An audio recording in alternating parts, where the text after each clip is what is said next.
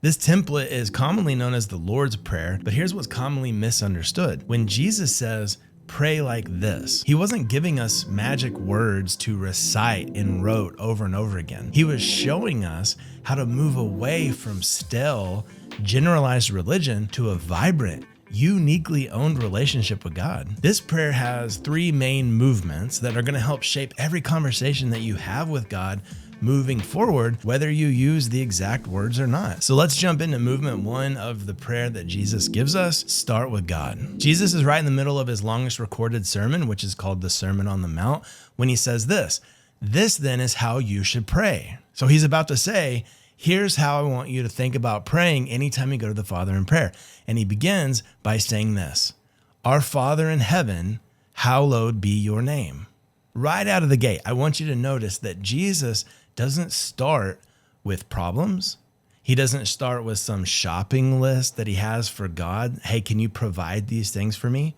He starts by helping us remember who we're talking to, God, and who we are in a relationship with, him. And maybe you've never thought about how incredible it is that Jesus starts by calling out to God as Father. And he says, when we get to pray to God, we get to call him Father too. But when Jesus teaches us to call God Father, he's not assuming that you had like this great earthly father. He's not saying, consider that when you're praying to God. What he's actually saying is something revolutionary. He's saying that through him, through Christ, you get to relate to the perfect Father that you may have never had before. This isn't about your biological dad. This is about claiming your identity as God's adopted child.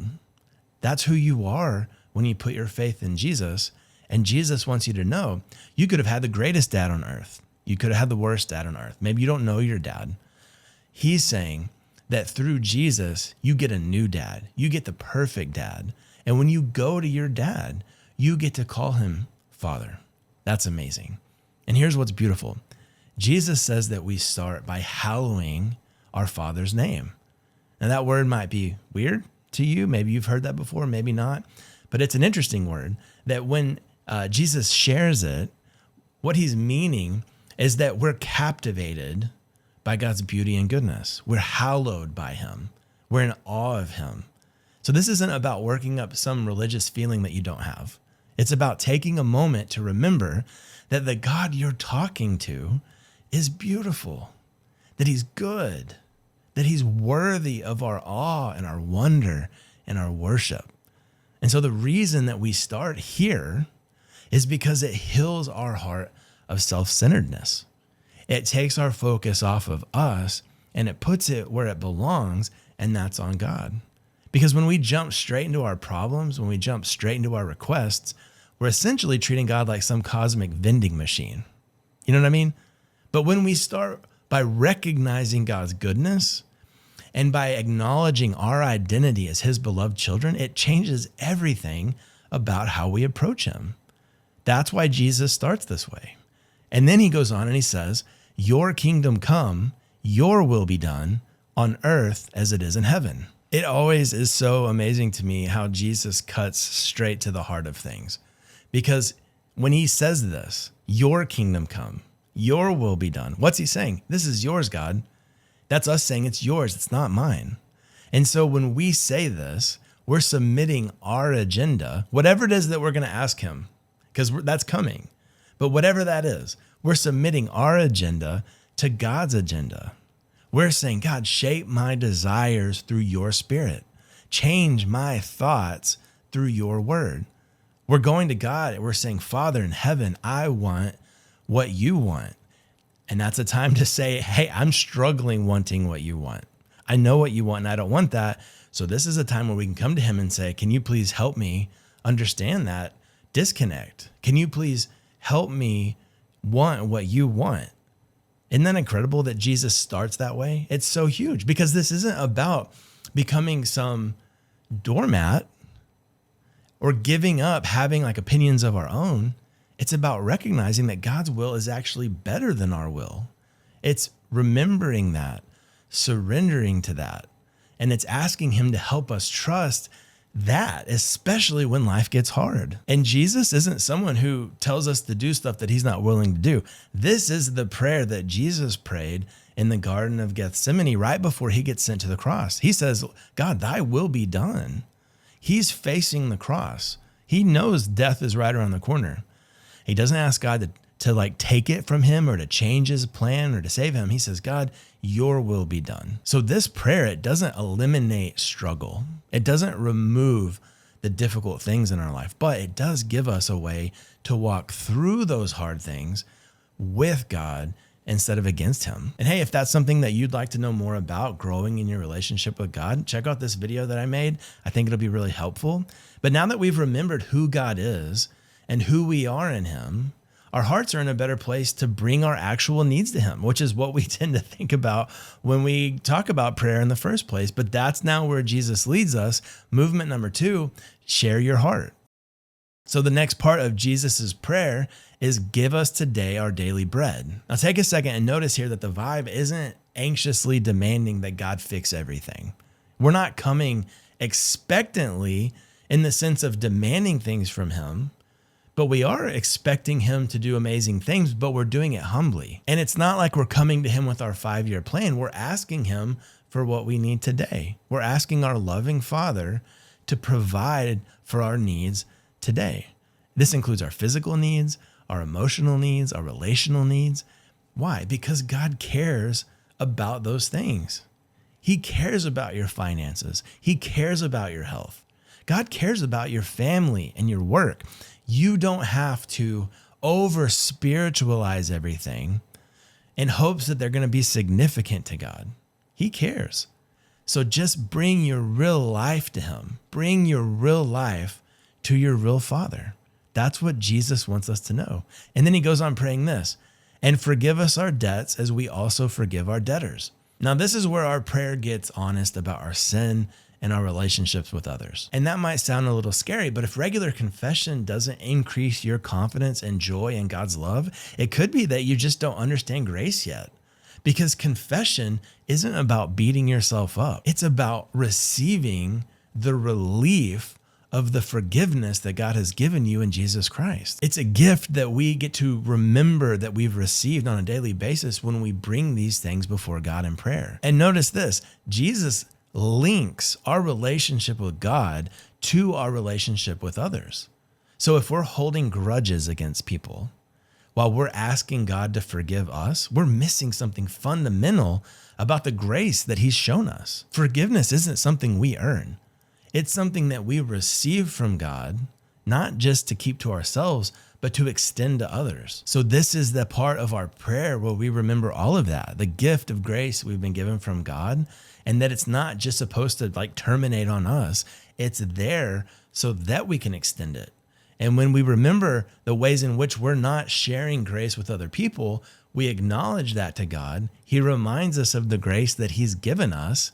And then that softens our heart and encourages us and emboldens us and empowers us to go and extend that to other people in a way that's only going to be possible if it's Christ doing it through you. Now, how powerful is that? And hey, if this video is helpful, make sure to subscribe so that new videos just like it know exactly where to find you every week. And let's continue to look at Jesus's outline for prayer. All right, next, Jesus prays, and lead us not into temptation, but deliver us from the evil one. Some versions of the Bible say evil one, while others just say evil. But either way, Jesus is acknowledging that life is spiritually dangerous. The devil is a real enemy. Sin is always ready to distract us.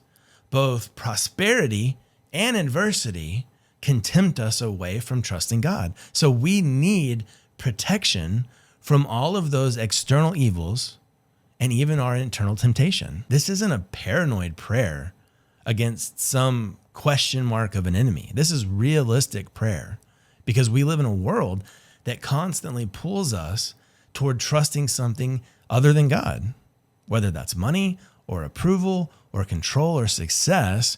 We're always being pulled in one of those areas, and we need to go to God and we need to ask him for protection against those things. And look, the only way that you're going to be honest with God about that, so confessing your sins against others or against him, or acknowledging those things that are buried deep within your heart that you don't really want to bring to the light, the only way that's going to happen is if you do that first piece, which is adoring God and being reminded of his goodness and being reminded of your status as his child, then doing the work of talking through those things with him, being honest about what you want, what you don't want, why you do or don't want those things, and then asking him for help to trust him. That leads us to movement 3, which is end with trust.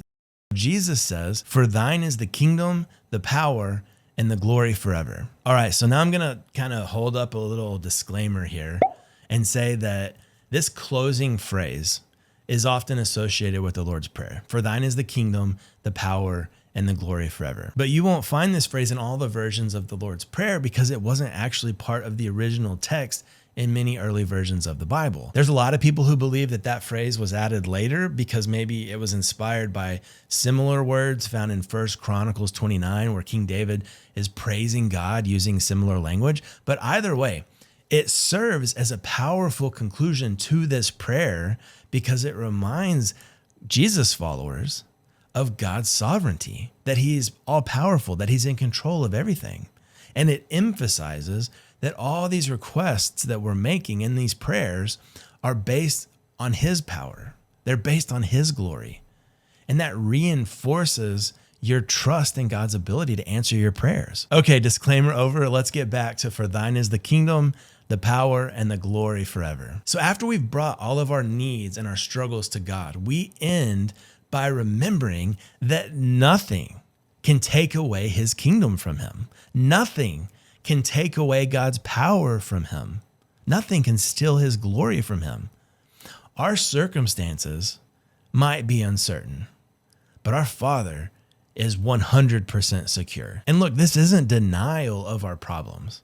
It's a perspective on our problems.